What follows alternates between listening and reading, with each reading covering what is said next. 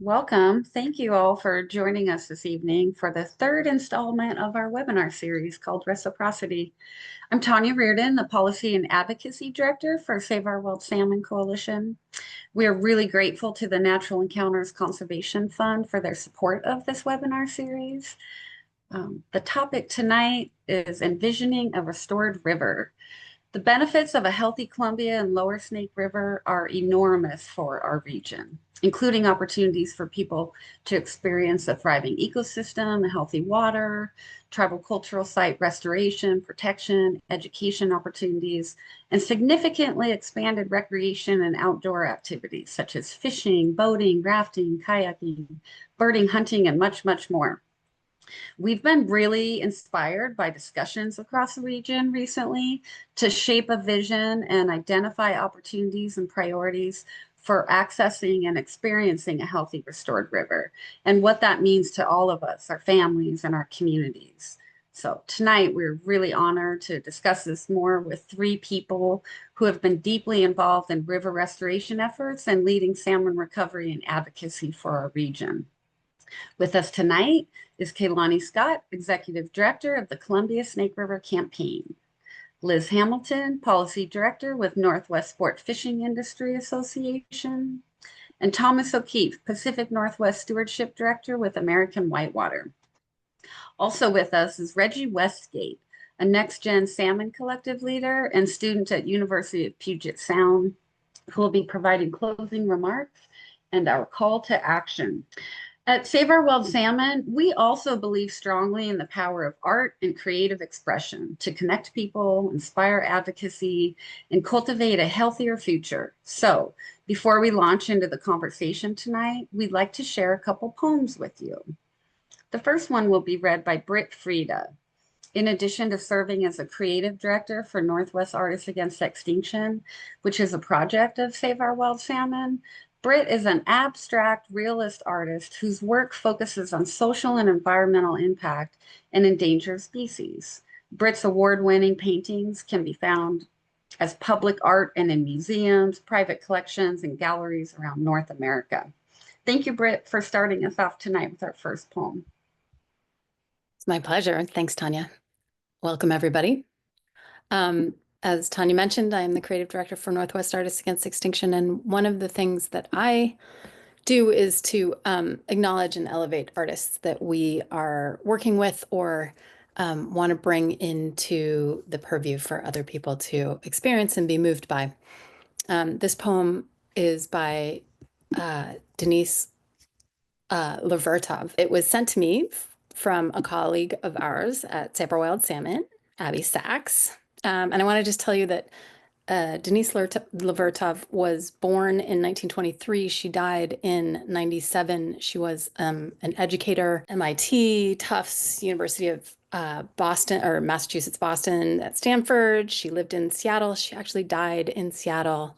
She was a co-founder of the anti-war collective Resist with Noam Chomsky and Mitchell Goodman.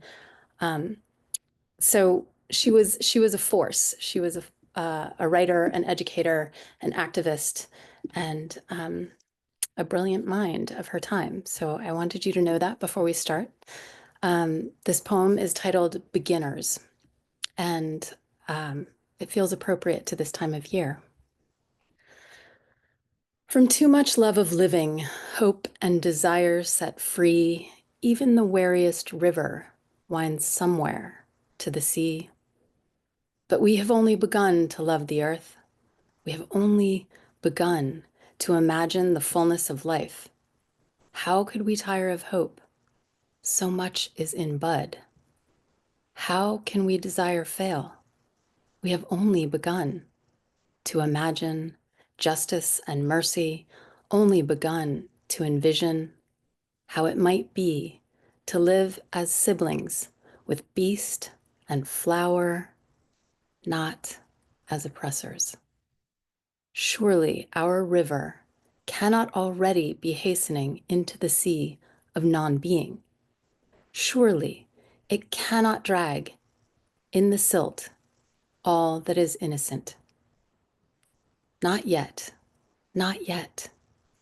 There is too much broken that must be mended, too much hurt we have done to each other that cannot yet be forgiven.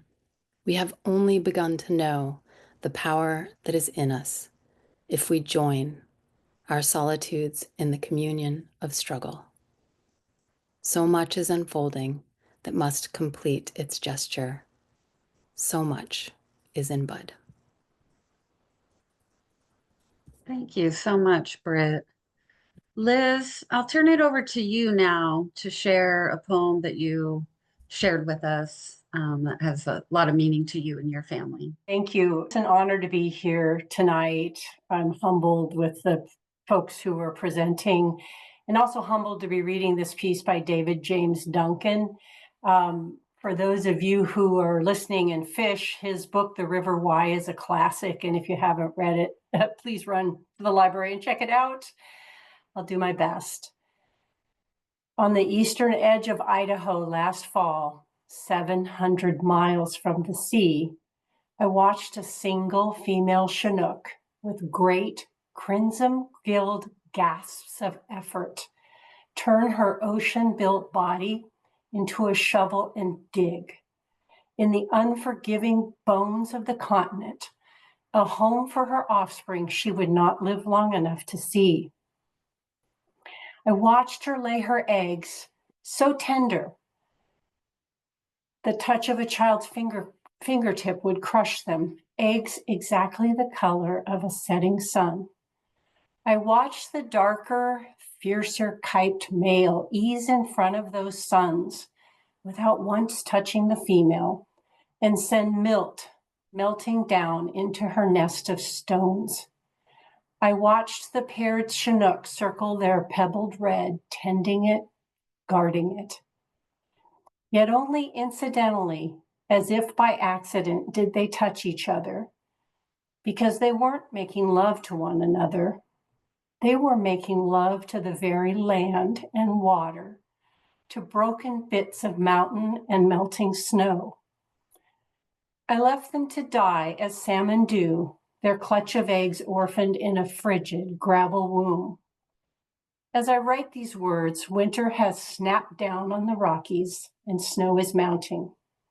But in that ice-covered streambed nest, which the female covered with protective pebbles with her last few strokes of life, tiny eyes are even now appearing in her sun-covered eggs. There is fire in water. There is an invisible flame hidden in water that creates not heat, but life.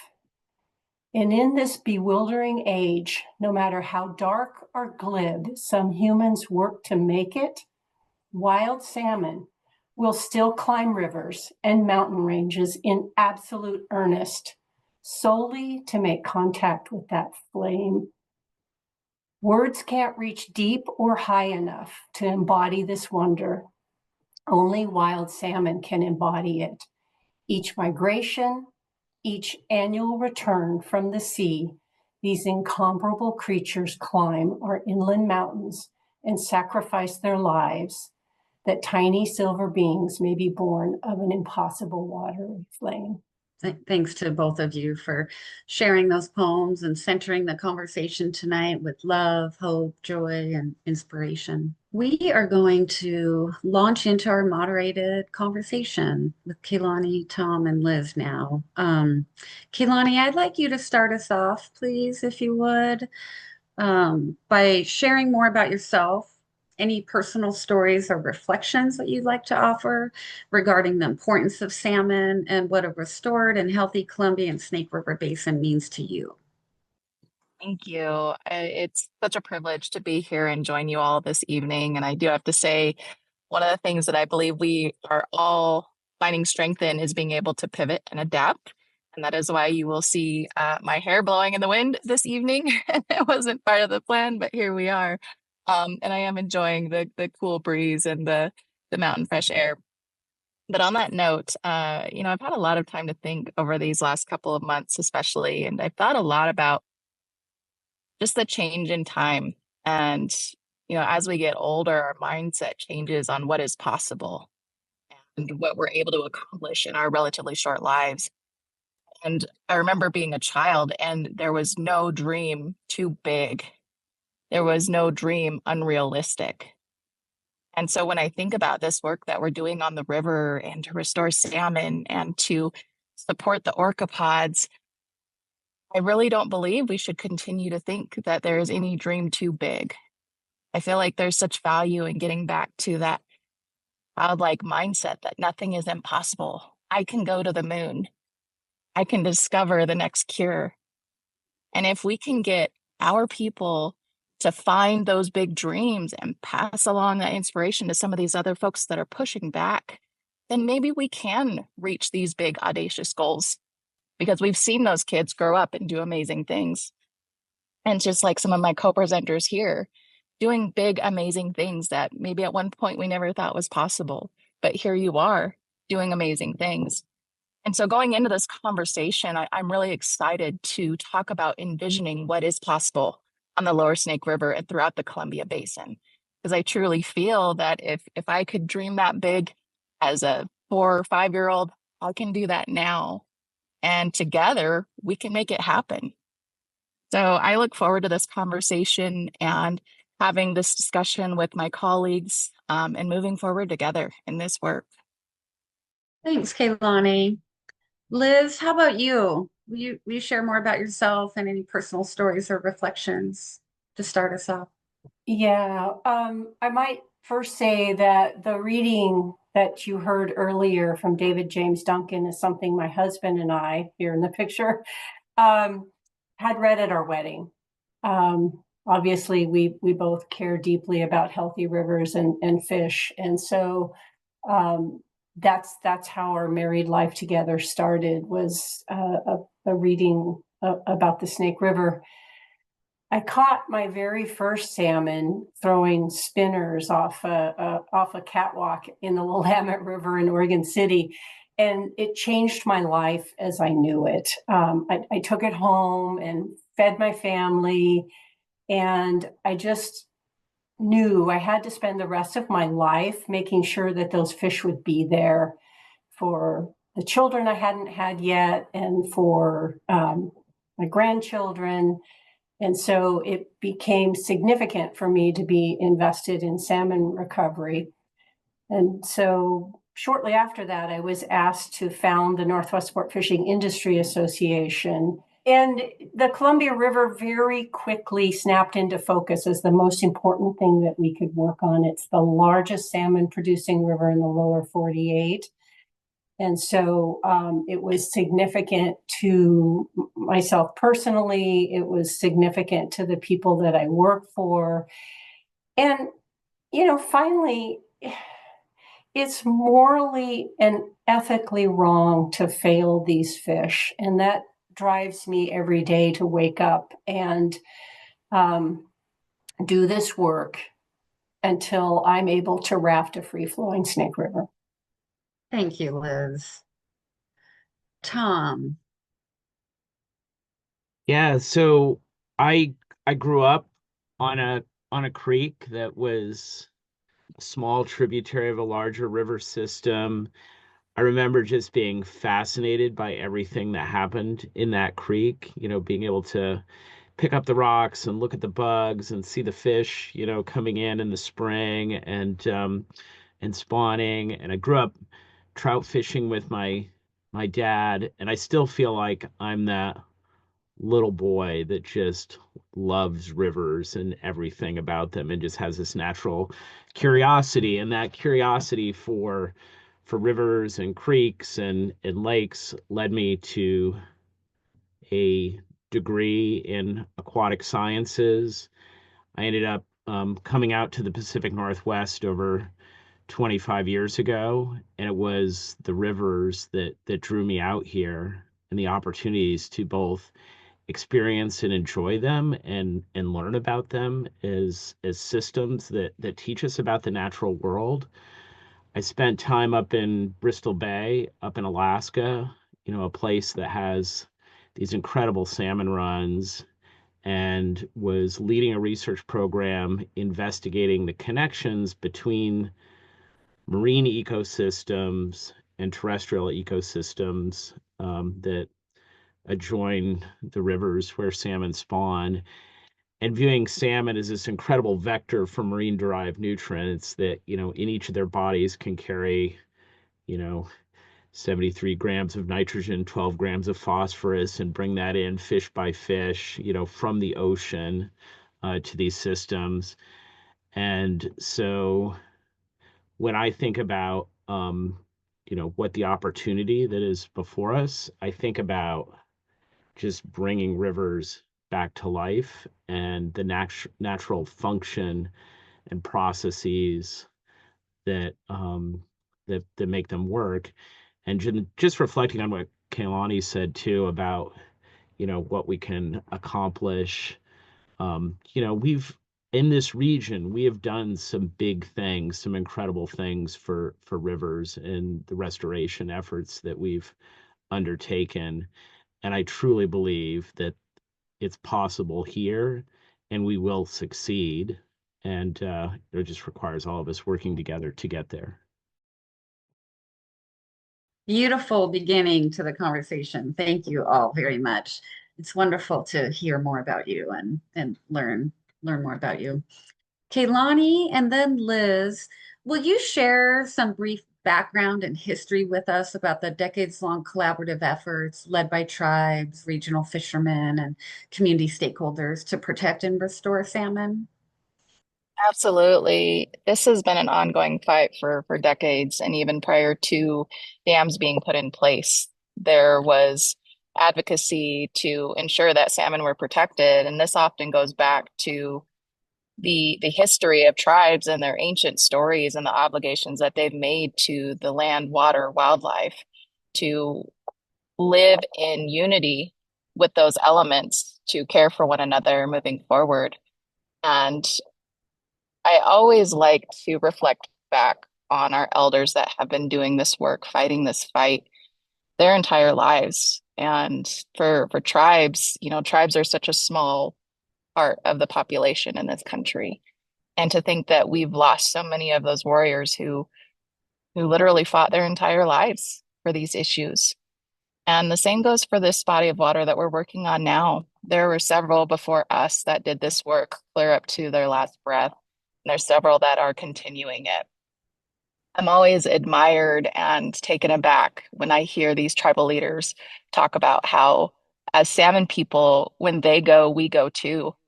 And it's more than just words, but it's felt so deeply in their core that they will do what it takes to continue pushing this issue forward.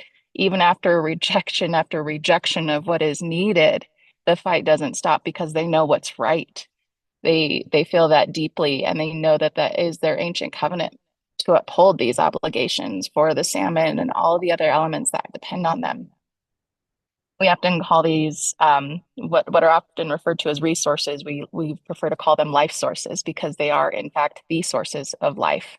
And there's this huge ecosystem, and they all are dependent on one another to keep this healthy environment and to keep the life cycle moving forward. And so as we've moved throughout history, sometimes the fight, if you will, has looked different. Sometimes it is the rallying on the ground, fishing even when you're told you're not supposed to be fishing. It is standing up and using your voice and maybe going to jail. And we've seen that throughout history. And today it does seem like often it's more on the policy side. We're going to Washington, D.C., we're meeting with legislators.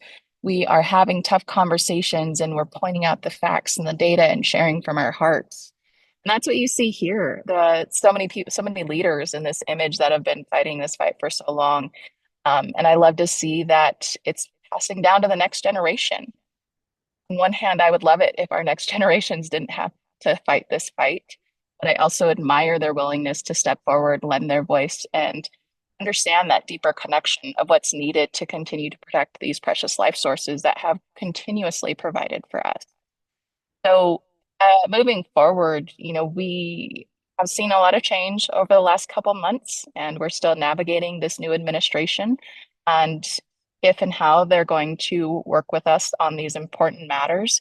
But what we do know is we have champions and we need to lean into their expertise and their support. There's so much allies bringing us into these spaces and supporting us to share our perspectives and what we know to be true. And I'm really excited to hear Liz's comments on this because she has seen many different eras of advocacy. And I have garnered so much from her wisdom on this work and have been inspired by um, some of the activities that maybe took place in the past that we probably won't see nowadays. But, those all led up to what we're seeing now. And it's been progress. And sometimes that progress is hard to remember.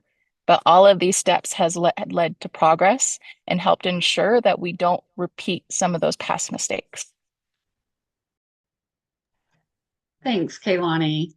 Liz, we're really looking forward to your insight into this question too.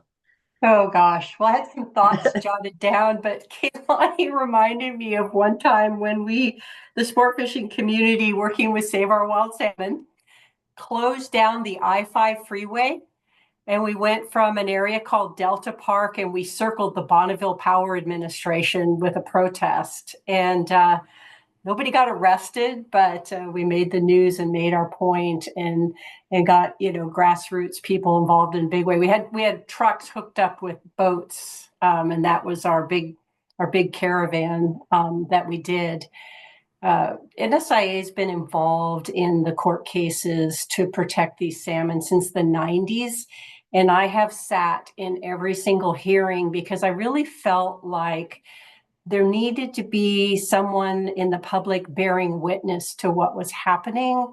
Sort of like that lady knitting in The Tale of Two Cities, right? Sitting in front, paying attention to what was going on.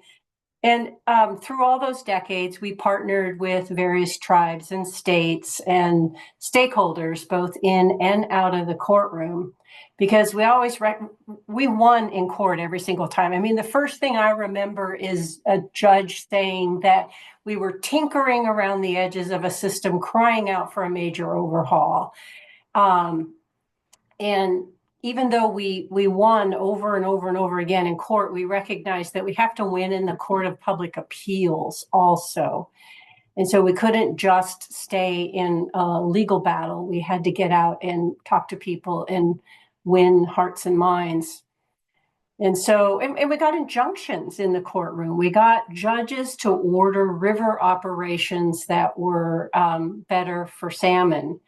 But what we recognized through all this, even though all these things were important, if we weren't going to get a judge to order the dams to come out, and if we don't get the dams out, we really run a risk of losing these runs. And so in late 2021, NSIA and the other litigants signed a stay of litigation in order to provide the space to talk about settlement and talk about a comprehensive solution that recovered the fish while we modernized the infrastructure for energy and irrigation and transportation. So after all the conversations, I was in that picture in the back of that room, though, very back of the room, I promise. There was an agreement signed with the federal agencies and with the 4 treaty tribes and the 2 governors and the NWF plaintiffs for moving forward to work on what a comprehensive solution would look like.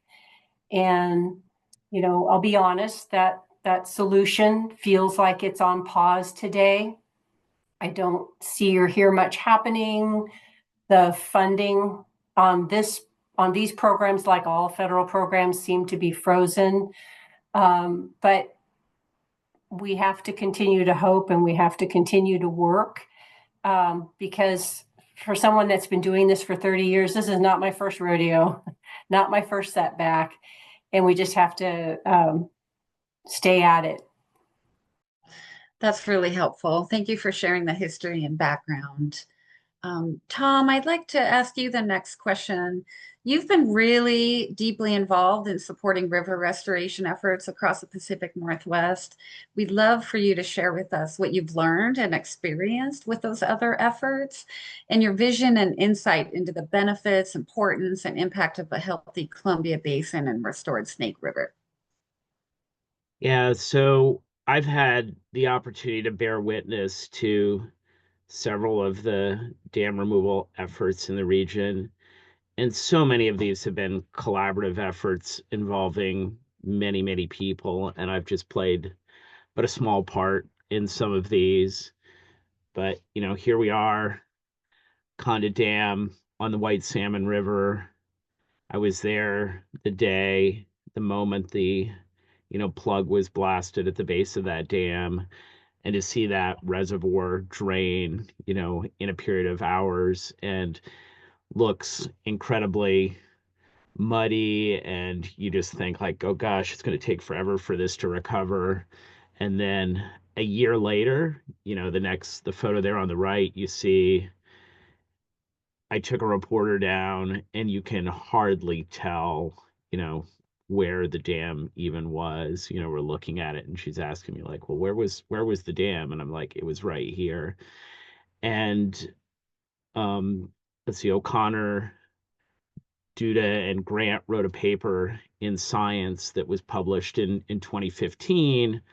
On title of it was 1,000 Dams and Counting. And it's always pretty cool when you get a paper in that journal from the ecological sciences and from restoration ecology. It doesn't happen often, but the major observation that they made in that paper is they start out and talk about the fact that, the idea of removing a dam, not too long ago was thought of as fiction. That's something that like, Ed Abbey wrote about.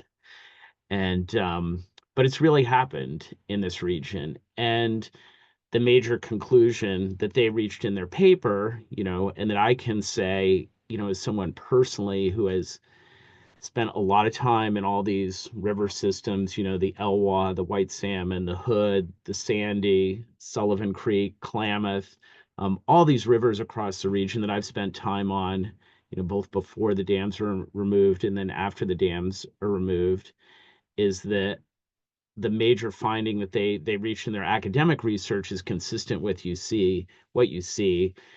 The rivers are incredibly resilient, respond very quickly to dam removal.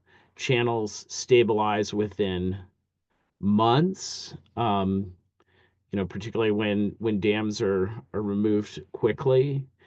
And the rapid response that you see is just something incredible to bear witness to. So this is, just exploring some of those places. So on the Elwha River, seeing the willows come up, immediately after dam removal, where Marmot Dam was removed on the Sandy River, you can't even tell where the reservoir was.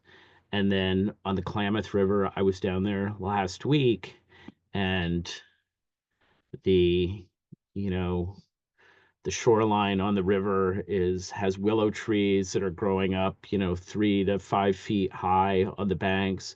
There's birds flying around. There's swifts that have established a colony on one of the rock outcrops that was under the reservoir for decades. And then when I was there last fall, I personally witnessed literally hundreds of salmon spawning in that river and in the tributaries. And these are places that were at that point, less than a year ago, underneath the waters of a reservoir. And now, after only a period of months, we had clean spawning gravel exposed, and these fish out there utilizing it. And you can't help but be moved by that incredible resilience of rivers, and to be able to see that firsthand. And so as we enter, as Liz referred to, and the cycles of the long time that some of these things take, the opportunities to restore rivers have been realized. They are successful, and we can do that here. Thank you for the beautiful images, Tom. It's really lovely to see the before and after of these. Liz, I want to ask you the next question. I know that you and your family are deeply connected to the fish in our region, and you've been a tireless advocate for Columbia and Snake River salmon recovery. Will you share why healthy, abundant salmon populations across the Pacific Northwest benefit everyone, all of us, and what this would mean to small businesses, salmon fishermen, communities, and outdoor enthusiasts? I also, I just want to say, I want to kayak a free flowing Snake River with all of you too. That's one of my dreams. Yeah, I hope Tom's going to lead the expedition for us, right? Oh, and Tom, I did sign the agreement on the Marmot Dam removal. So there's been a few others that we've been fortunate enough to be involved in over the years. You know, I did mention that we're all working on a comprehensive solution that includes abundant salmon. So I want to say that one of the biggest benefits of that for the entire region is building out an energy system that meets our clean energy future. That's just a no-brainer, right? We need it, and we need salmon. Sport fishing economic benefits accrued from fisheries that are managed to protect the Snake River listed fish. They run from rural communities from like Ilwaco, Washington, all the way to Riggins, Idaho. And even in these fisheries that are deeply curtailed and closely managed in order to reduce their impacts on Snake River wilds, there are more than 500,000 people who purchase a license to be able to fish for salmon and steelhead in the Columbia Basin. And under these limited fisheries that are associated with the main stem, they generate about $50 million in direct trip expenditures.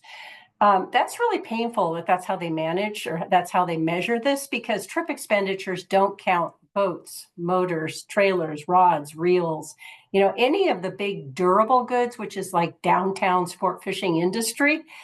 And so when we say that it's 50 million in trip expenditures, that's really the tip of the iceberg in terms of what the economic benefits are to the rural boat building community that's up in the Lewiston Clarkston area or down in Grants Pass in Medford, Oregon.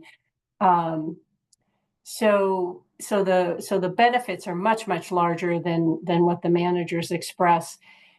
The other thing that managers tell us is that if we could see a restored Snake River, which again constrains fisheries all the way from the ocean up to Riggins, Idaho. It's not just about fishing in the Snake. It's that whole area where fisheries are managed to avoid encounters with Snake River fish, would see about 2.5 times the economic benefits. So that's 2.5 times the trip expenditures. That's 2.5 times all the durable goods. It's a really big deal, and that big deal especially accrues to rural communities. Thank you, Liz. I can just imagine the impact to all of the communities along the basin with abundant salmon and increased fishing capacity. It would be enormous.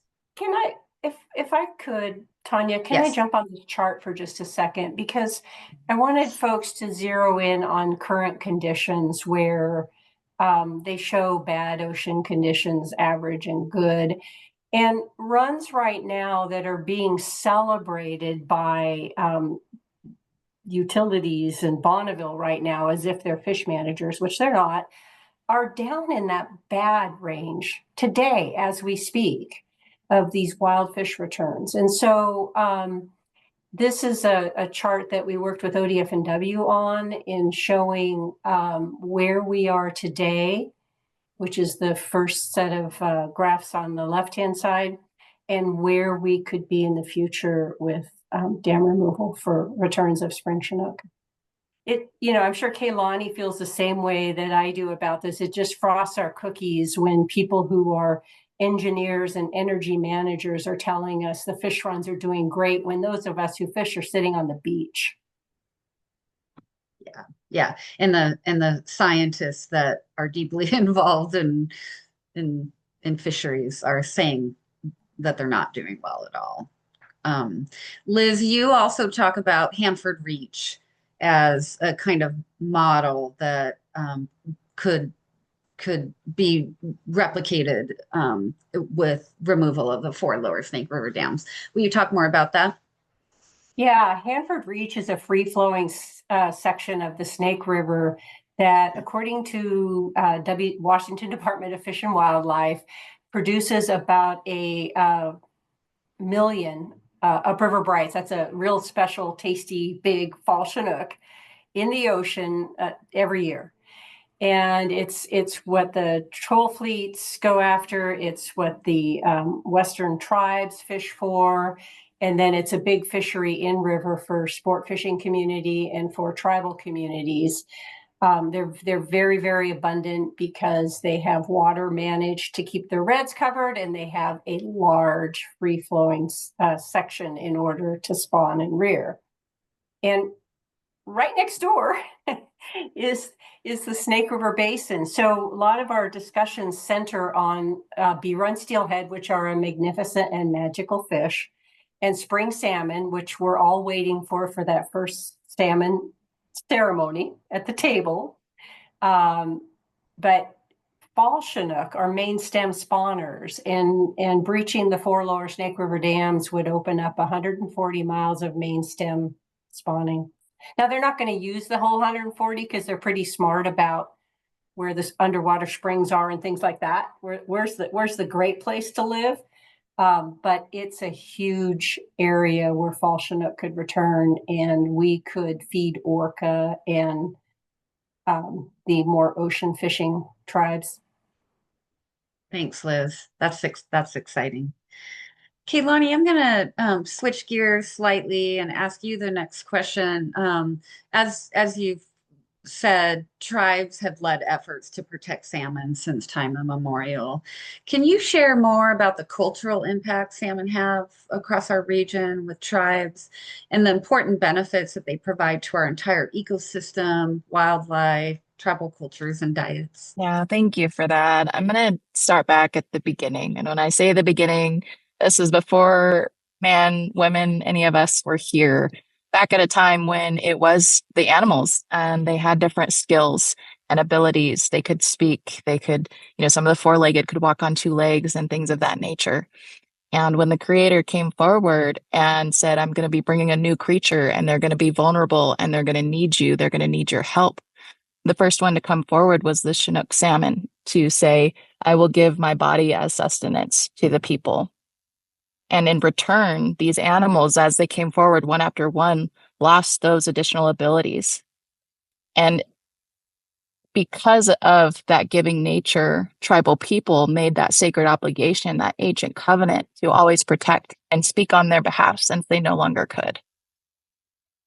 And though throughout the region, this creation story is slightly different for every tribe, it very often comes back to the animals and the plants giving of themselves to provide for us, to help us survive, so that us becoming part of that ecosystem, as I mentioned earlier, we could live in unity and have that balance among each other.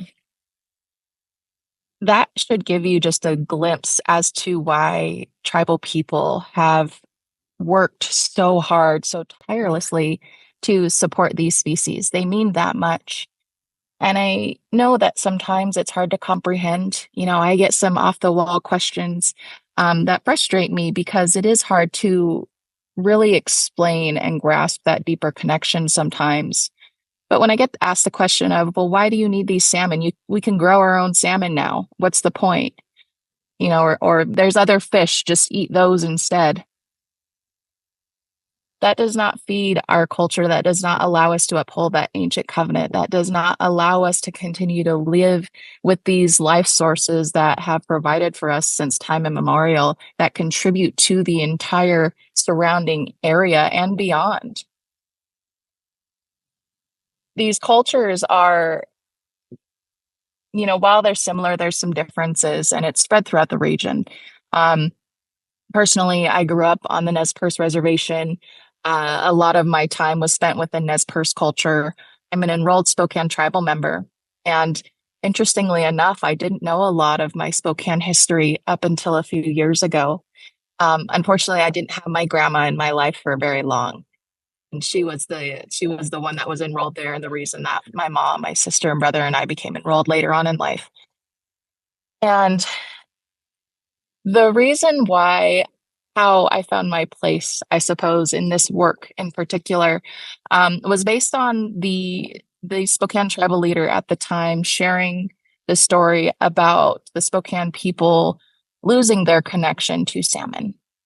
Now, Spokane people still refer to themselves as salmon people, and they are rightfully so, but they haven't had salmon return to their headwaters in decades. And as Carol Evans spoke during a meeting, she had talked about they finally got this cultural experience where a truck came and dumped a load of salmon into a reservoir. And there was so much excitement and joy in that event and that occasion as the kids went out and fished for the first time, as the elders got to teach them the traditional ways of fishing. And then there was that sobering reminder that this was not a fix. This was not bringing salmon home, that it was temporary. And that touched me so deeply to think that this was a true possibility for the people on the Nez Perce Reservation, people like my dad, who taught me to fish, who was there when I caught my first fish, who cheered me on when I tried to reel in my first salmon and lost it as the line snapped in the air. I couldn't fathom that idea. And, very recently someone asked me why we continue to do this work. And there's a few reasons, but one of those reasons is I truly believe that the more you know, the more of an obligation you have to share what you know. And there's so much information on the tragedy that's occurred and the true fate of these fish if we don't do something, that I can't not do everything in my power to contribute to this work. I can't unlearn this information. I can't unknow what's been shared, not to mention the stories and the history. And so, that's one of the real reasons why I'm in this. I know too much, if you will, to go back now. And, the other piece to it is that as we talk about these connections to the land and the waters, for a lot of tribes, their language, their history wasn't written. It was verbal. It was told through stories. And, you hear stories like this creation story, and it's cute and it's creative, and, it brings a smile to your face maybe. But it's more than that. These stories were our teachings. They were our science. They were our history. We found these things out by paying attention to nature and how they moved in this ecosystem. And so as we talk about these places, we went to these areas and recalled stories, recalled songs, recalled teachings. And especially on the river, for Nez Perce people, for example, they lived along the river for the majority of the year. And they would go to particular places at particular times. And that's where they would have these additional teachings for the younger generations. And passing down those stories was how they carried on that history. When we don't have these fish, these plants, whatever it might be, returning to certain areas, tribal members are not going to those places to go elsewhere. With that, those stories are left at those places, not being handed down, not being passed along. In a sense, culture is being lost as these fish numbers continue to dwindle, as the plants continue to suffer and come in later or come in smaller batches. And it's all connected. I think many of us here know that part of the beauty of salmon and their life cycle is the contribution they give back to the water, land, wildlife, and everything else in between. So these are some of those deeper pieces that really keep tribes and tribal members on the forefront of these issues. calling out the misinformation early on, even when sometimes it goes unheard. And as many of us saw in the cultural circumstances analysis that came out about a year ago, devastation and tragedy occurred along that river with these dams being put in place. The wrongs need to be righted. There was so much harm that was done. There was lack of consultation. And this is where we get back to that dreaming big. It's not unfathomable to think that we can restore this basin and restore a people and put so much on the line who deserve to have back what was rightfully theirs that they've been stewards of since time immemorial. Thank you, Kayeloni. The next question, Tom, I'd like to ask you to answer first, and then Liz and Kayeloni. As we dream big and continue to make progress and envision a healthy, restored river and salmon abundance, can you describe more about some of the tangible, significant ecological, economic, recreation, and other benefits that we'll see and be able to experience and connect with a restored river? Yeah, and I'm sure with our, the different connections that all three of us hold, we'll paint a picture, with some different pieces that we bring to this. So I think about, my connection to rivers and my family, and I come as a scientist, but also as a recreational user. I just find real joy in spending time on rivers. But just, first thing about, sort of the ecological um, benefit that comes. And, Kayeloni touched on this from the stories that have been passed down. And if you look at some of the scientific research that's been done, I mean, I'm thinking about Jeff Cederholm and the report that he did some years ago, looking at the Pacific Northwest and the benefit that salmon provide, and 137 different wildlife species depend on salmon in some way.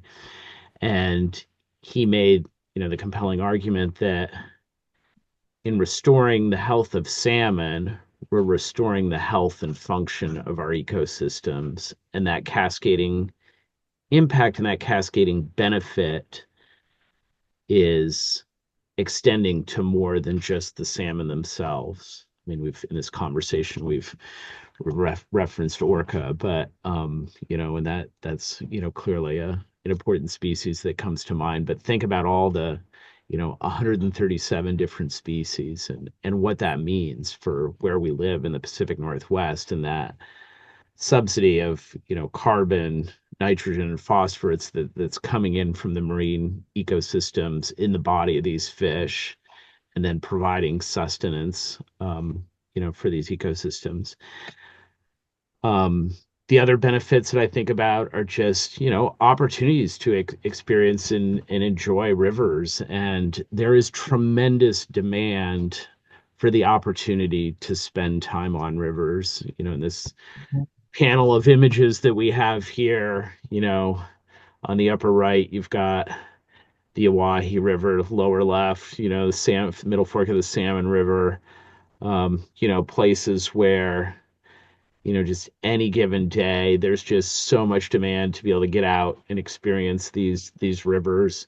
Many of these rivers in our region have limited entry permit systems. The demand just continues to increase. And the one thing that we can do in face of this demand, it's a clear benefit. It's not the only benefit, but one of the benefits is just opportunity for people to go out and experience and enjoy rivers. And I think there's a lot of benefits that sometimes we refer to it as recreation. I think of it as like a little more broadly as different ways that people connect to rivers.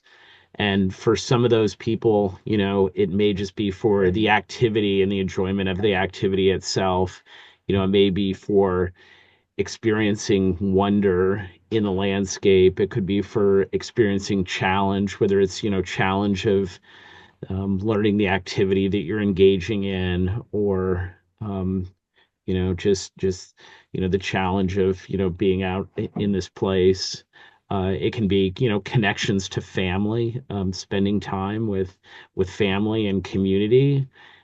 Then there's clearly cultural and spiritual connections to these places. So there's a lot of different ways that people connect to rivers, and there's tremendous interest in having those experiences available, and that is a clear benefit that we see on these rivers, when they're restored. Is the opportunity for people to experience and enjoy is a clear benefit. Thank you, Tom. Liz. Oh, thank you. Tanya, if you'll bear with me, I want to go back to something Kayeloni said, because it struck me so hard when people ask you, why can't we just grow the fish? And of course we are growing fish. We are keeping fish in the river and helping to keep some promises to the tribes and helping our community stay in place. But there is no clicker in the river that says, oh, you're a hatchery fish, so you're going to be fine in a toxic river, and you're going to be fine with toxic temperatures, and you're going to be fine with predation. I mean, whatever we are doing to protect wild fish will go away when there's no more wild fish. And then we will lose all fish for that, because the river will become unfit. So we can't just grow our way out of this problem, or we would have done it 40 years ago, right? And as Tom said, that these fish, they feed from orca and all the other species, but they also provide marine nutrients to Idaho forests. So the scope of impact that they have on the ecological systems of the Pacific Northwest is enormous. And I would challenge any of the listeners that are with us tonight to look in their family albums and find a year where they didn't spend their special time together on the water. It's just what we do as humans and how we bond with each other. The other thing that really doesn't get spoken about for the sport fishing side of things is that we feed our families and our friends with these fish. It is a healthy protein that we get to share with families and friends. So it's not just the experience on the water, it's the experience at the table that we get to have with this wonder of salmon coming up our rivers. The other benefit, besides feeding our families, is restoration is going to feed our souls. It's going to prove to us that we are a great nation, that we can do this, and that we're big enough to fix our mistakes. The mistakes we made to the tribes, the mistakes we made to the rivers and to the fish. And I believe we are a great nation, and I believe we can fix it, and I believe it will feed our souls when we do this. Thanks, Liz. It's really beautiful. Kayeloni, I'd love you to answer this question, and then we'll go into audience Q&A. I too love being able to recreate. Honestly, for me, recreation is about being able to connect with a place. And it's so easy to be able to connect with these places and connect with these life sources when you get out there. There's some challenges, with understanding that there are cultural sites and there are cultural areas that we need to respect and keep distance from. But I do believe that in order for us to be able to advocate for these places, be a voice for these places, we need to find that connection. So getting out there is extremely important for everyone. It's amazing the depth of connection you make by getting out there. And I've heard that from some of our partners. They've been doing this work for decades, they've been out on the river. And then when they get out there, it's just that much deeper of an understanding as to why we're continuing to do this work. So it is important. It's an important piece of all of this. And it teaches us to be good stewards of the land, to take care of it, to clean up after ourselves, those type of things. And it's great. It's a great piece of knowledge to hand down to the future generation so they can continue doing that and beyond. You know, I'd Liz and I could go back and forth on the whole growing our own fish thing. But the other piece of that is the truth is we have a natural system set up to produce these fish that comes at no cost. And right now we are paying so much money to produce fish just to keep the species alive, just to feed other wildlife like the orcas. That's a huge expense that, is required at this point based on the devastation that's occurred. In addition to that, I mentioned this a little bit earlier. It's the opportunity for tribes to reconnect with these places, these homelands that they've lost over time, the connections they've lost. I always talk about how privileged I am to do this work because I truly feel that way. And last fall, I got to go out on the Snake River and go rafting through Hell's Canyon. It was the second time I'd gotten to do that, and this time just felt different. Getting to go with some of my colleagues and hear their reasons and be able to connect on that level and have Alyssa Macy sing her songs every morning. And talking to the river guides, they had shared with me that it was such an incredible opportunity to actually have tribal members on a rafting trip. It doesn't happen often. Those opportunities are far and few between. And now, it's hard for folks to get up that river. It's unpredictable. It's slow moving in areas. It's different. It's not what it was. But as you're on that trip and you hear the stories and you read the history, tribal members were throughout that area. You see the pictographs. And the idea of healing these rivers means that tribal members can go back, reconnect with these places, and bring their kids and allow that culture to continue and thrive. And I truly believe those places miss their people. So part of this restoring and healing and having these opportunities includes that reconnection that is so vital to continue allowing us to have this healthy, thriving ecosystem that we're all a part of. Thank you so much, Kayeloni. Okay, I'm going to move into our audience Q&A portion where we'll just take a few minutes for this. The first one, I'm just going to put this out to all of you, just kind of jump in. It's a question that we get over and over in terms of continuing progress and working towards healing the river. We had numerous questions come in about the challenges of the political landscape right now and how this impacts our region's salmon recovery goals and river restoration. We've talked briefly about the status of that and what we need to continue to do together collectively to advance strong support across the region in meaningful ways. Yeah, I'm going to jump in first and just say two short things. This is not one and done, and I am proof of that.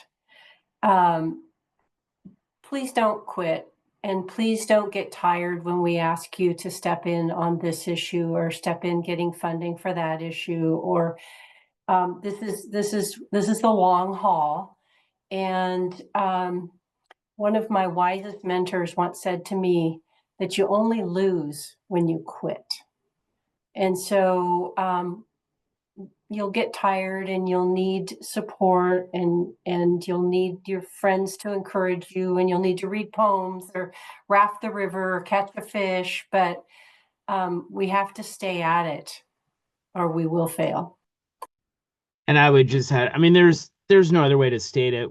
We're facing a devastating situation right now with respect to some of our, federal agency capacity and funding that's even already been committed to important projects and being able to move the ball forward.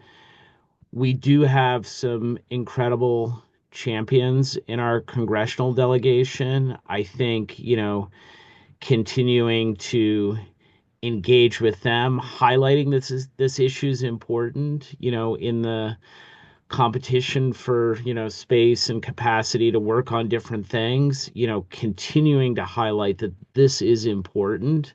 I know from personal conversations I had in DC with members of our congressional delegation and their staff, it does matter and it does make a difference. And then, and I also, shared a little bit about the Klamath. That was an effort that extended over decades, and there were several points in time where it seemed like, hope was possibly lost. But thankfully, those who were most committed did not allow hope to be lost and continued to press on.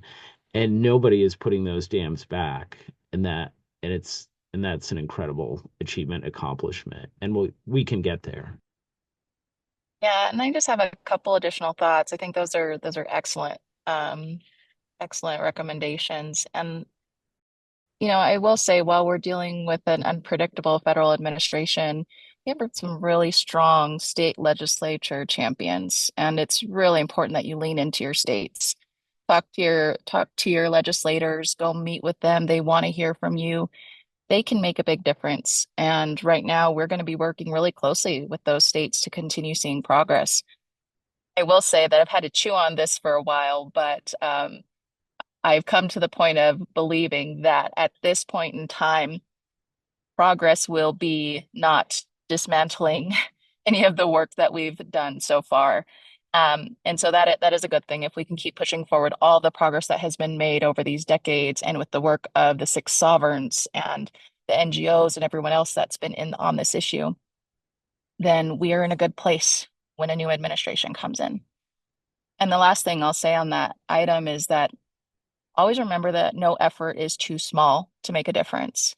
And with this work, even just showing up, that helps the issue, that helps move it forward. So whether it is just showing up or just writing a letter or just making a phone call, it helps. And I hope that at the end of the day or at the end of your time, you can reflect back on that and know that you helped make a difference. Great. Thank you so much. Tom, I have a question here from Mike directed at you. He's wondering about the salmon returns on the Elwha in particular, and if those numbers are continuing to increase. And maybe you can talk about what happened on Klamath last year too. I know you mentioned that a little bit, but it was pretty remarkable how quickly the salmon came back to their home.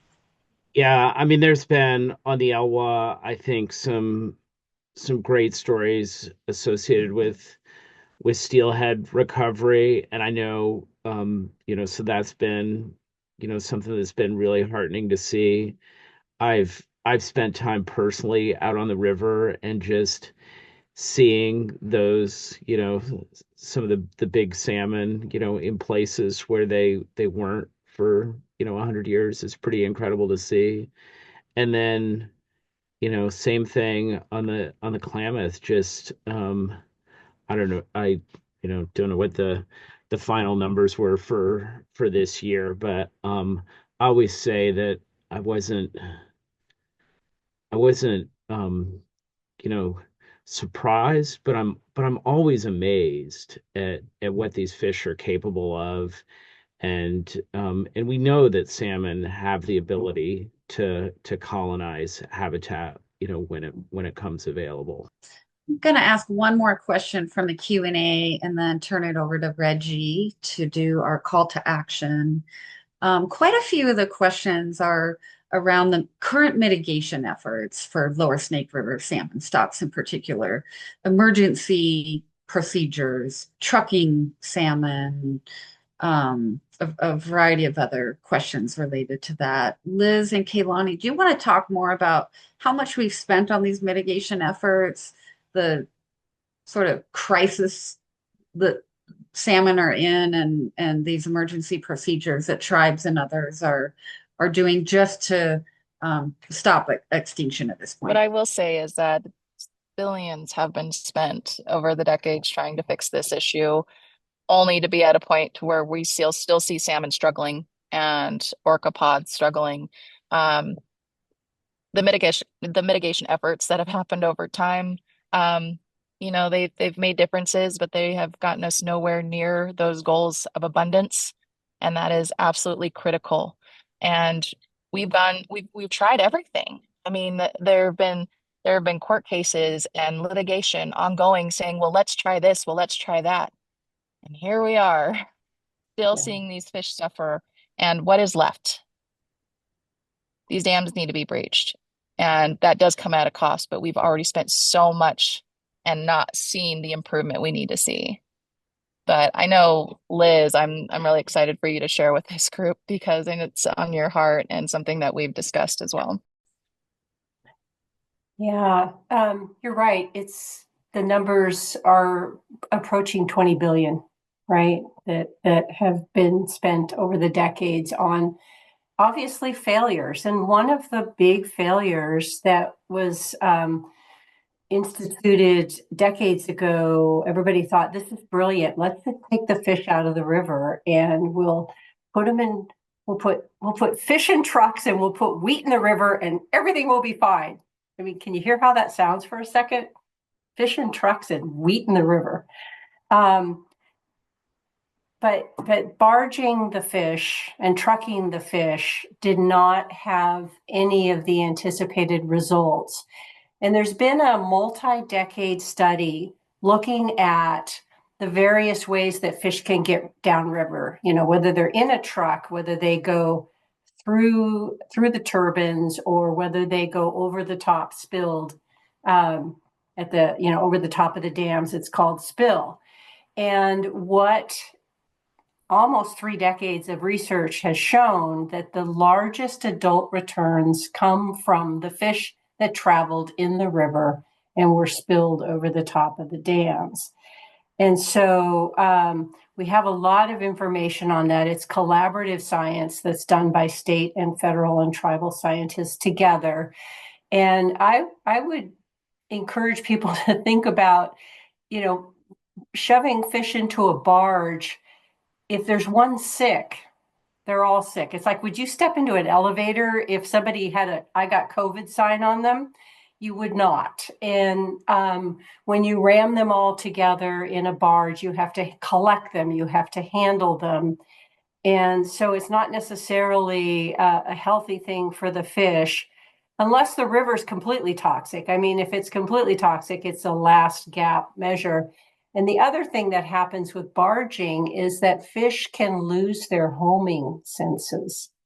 And it particularly happens to steelhead, where they get in a barge and they lose their ability to mark where they're supposed to go on their journey out. So it was something that was tried. It's had some limited success, but mostly the success was when the river was just toxic for fish to be in at all. Thank you. Any final thoughts or reflections that the three of you would like to share before we close with our call to action? Do you want to go first, Tom?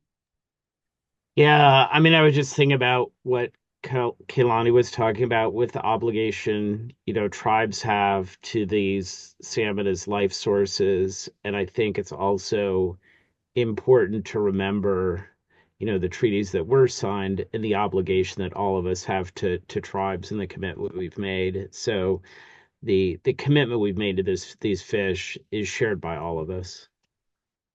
Yeah, and I guess just my final thoughts. I was just looking at the Q&A and wanted to give a quick shout out to my friend Jane, who just completed a long-term project called People of the Salmon, and it's on Spokane Public Radio. You can find, if you look up Myth Weaver, hear the story. But one of the things that I love most about this piece is she spoke to some of our elders that we've lost very recently, and knowing that we have their stories, their voice recorded means so much to me, their families, and our people. So I encourage you to check that out. It's very, very new, and I'm excited that it's out for the public to listen to. And on a final note, I was talking to Chairman Wheeler recently, and we were having some conversations about misinformation and not giving the full context to data. things of that nature. And we were talking about how to approach it and how to deal with it. And he said, Kayeloni, I'm at this point where I'm not arguing the issue. I'm not debating with anybody on whether or not this needs to be done. It is happening. We are going to breach these dams, and we're going to do it whether you like it or not, but we should do it together so that everyone can be made whole, so their voices, their concerns, their questions are responded to, and we can truly allow this region to grow and prosper. And change is hard, but we can do it. We can dream big. We can make those dreams a possibility together. I'm going to close with just something slightly different and just say thank you to those who were here with us tonight.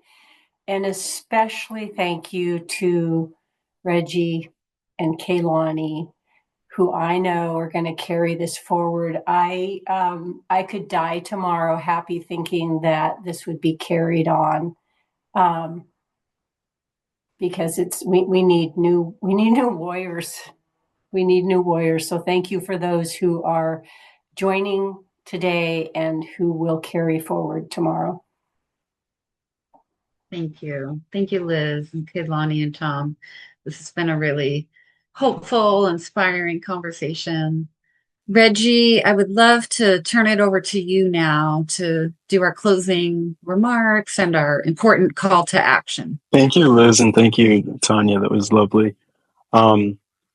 I am a second-year biology and environmental policy major at the University of Puget Sound. I'm also part of the Next Gen Salmon Collective, and Next Gen is a really awesome group of students across the Pacific Northwest, and we work in public outreach and education on these issues on college campuses. Along with that, I'm also the coordinator of Puget Sound Outdoors in Tacoma, Washington, and it takes me all across the Pacific Northwest leading outdoor trips, getting people connected to the land here. Most recently, I'm up here on the Olympic Peninsula, and today I visited the site of the former Elwha River Dam. The keyword in that is former. It's a free-flowing river right now, as Tom mentioned, and I hope that river for us can be a symbol of hope, of what we can do and what we have done in the past, along with the Klamath and the other rivers that Tom had mentioned, is that it's a vision for our future. It's what our future is going to be. And I really believe that. In terms of things that we can do to make that future a reality, the federal government right now is in its process of figuring out how much money they're going to spend in the 2026 fiscal year. So it's a really important time to be reaching out and talking to your representatives and your senators and urging them to approve salmon funding. Send a message to your senators and your representatives and let the voices of salmon be heard in the federal government. It's really important that you take a few moments to do that right now and have your voice be heard in the federal government, have the salmon's voice be heard in the federal government. With that being said, thank you to all of you. Thank you for listening, and thank you for having me. Thank you, Reggie. We're really grateful you could join us.